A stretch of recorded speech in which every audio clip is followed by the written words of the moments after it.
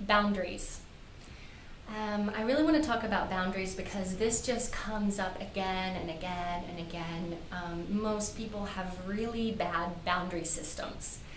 And this is such a huge part of being able to be successful in relationship and being able to be successful in our careers and in our families, especially those that have families and have people, children, husbands, wives that are dependent on them. And if you don't have good boundaries, a lot of times you just let everything in. You don't actually filter the world, and you don't take care of yourself.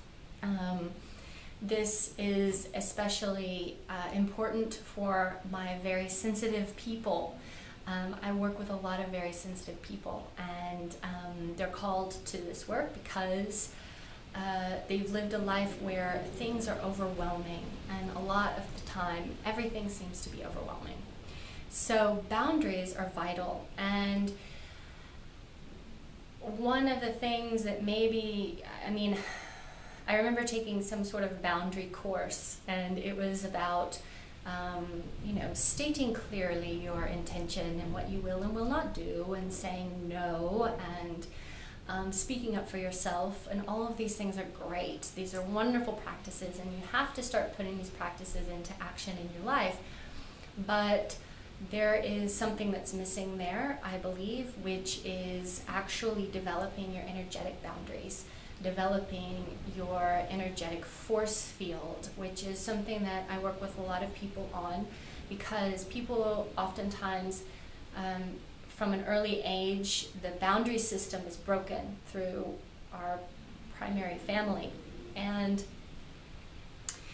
it's as though you live in an egg in a bubble, inside of a bubble, and you have your own little bubble around you. We all do.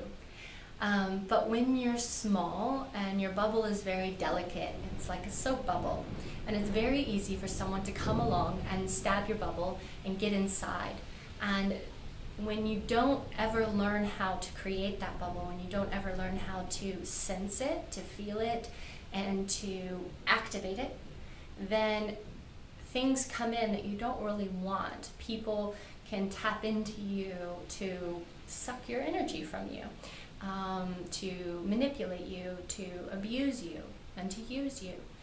And so being able to be strong in your boundaries is being able to find this energetic force field, to be able to acknowledge that it's there, to sense it, to feel it, to see it, and to learn how to cleanse it, learn how to activate it, learn what are the protocols for expanding your boundaries, expanding your bubble, and bringing it in and being close.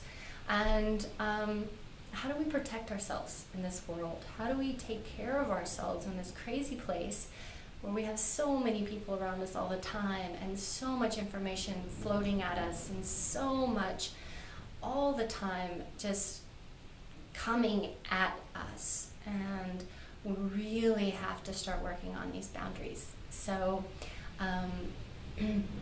this is something that I work with a lot in learning practices. I teach simple practices on working with your energetic force field.